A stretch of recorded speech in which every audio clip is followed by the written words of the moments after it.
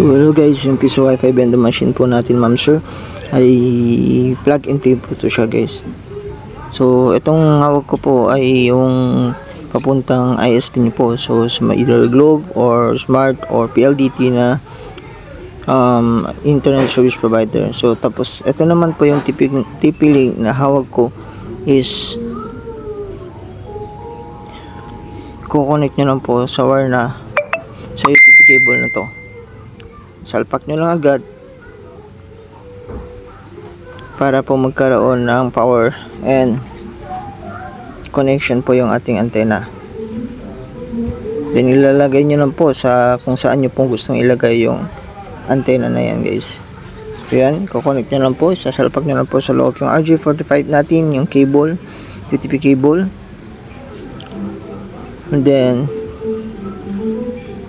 goods na po yan siya. So plug and play lang po siya guys. And then napakadali po siya. No need nyo na po ng tao na para mag-install ng Piso Wi-Fi nyo po guys. So hindi nyo na po kailangan ng additional payment.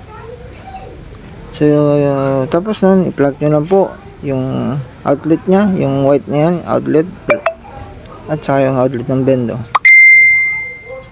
Then ganun lang po kadali, simple.